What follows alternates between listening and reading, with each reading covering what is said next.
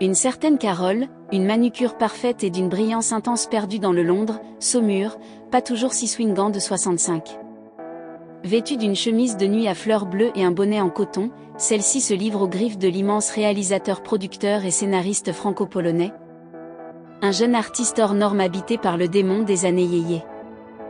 Mise en congé forcé de salon esthétique, Carole erre dans un appartement lugubre en compagnie d'un lapin pourrissant et de quelques pommes de terre germées. Son moi se fissure, les hommes la dégoûtent, ses fantômes la terrorisent. Elle s'enfonce dans une folie meurtrière, seule sous l'œil d'une caméra. C'est Deneuve qui a suggéré au cinéaste d'être nu sous sa chemise. Joué par une autre, filmé par un autre, scénarisé par un autre que Gérard Braque, Répulsion aurait pu appartenir au genre horror movie produit en chaîne par le cinéma anglais cette période. Mais il s'agit de Roman Polanski, mais il s'agit de Catherine Deneuve. Le film était un chef-d'œuvre, il laisse rester. Même après 100 visionnages. Dans Roman, ses mémoires, Polanski, homme cruel avec certaines actrices, célèbre l'extraordinaire talent de la jeune Catherine, sa liberté, sa souplesse. C'est à la fin des années 1970, plus de 10 ans après sa sortie, que j'ai découvert ce film dans un petit cinéma du quartier latin. L'image floconneuse sautait parfois, il y avait des fuites d'eau dans la salle.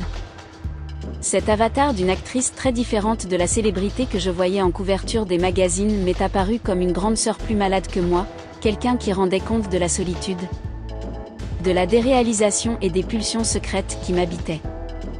On a tout un film préféré, il arrive qu'on l'oublie, mais quand je revois Répulsion, je sais que je retrouve une intime compagne, Carole l'esthéticienne, mon semblable, ma sœur.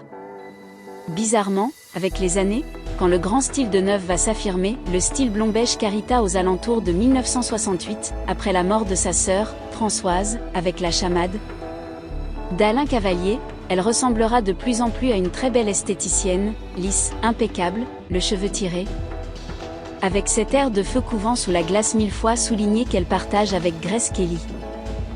La folie, qu'elle a si bien réussi à exprimer dans le film de Polanski, restera désormais masquée, ou extérieure. Une performance d'actrice ou une faille bien dissimulée, mystère. Elle n'en est que plus intrigante. Que cache-t-elle pour être aussi secrète? Catherine la Française, la surnomméons au moment où les Américains lui décernèrent le titre, un peu parade Barnum de plus belle femme du monde. Un monstre? Non, cette très jolie fille du boulevard Excellence, vague boulevard de ceinture à la Modiano, berceau de sa jeunesse, à cet air mi-provincial. Mi-bois de Boulogne que Buñuel a bien travaillé, belle de jour comme de nuit, simple commerçante de son charme, avec dans les yeux un jour de tristesse à la Sagan. Il existe une mélancolie française, un peu plus discrète, plus gracieuse, moins romantique que le spleen anglais. L'harmonie d'un paysage, d'une architecture, d'une âme y accommode les ténèbres. Elle ne les révèle qu'à peine. La souffrance, corollaire de la passion, la traverse comme un orage sans y laisser d'autres traces qu'une paix retrouvée. Catherine d'Orléac dite Catherine Deneuve possède à un haut degré cette qualité qui n'est pas plastique, ne tient pas à l'harmonie de ses traits mais à son incarnation tout entière.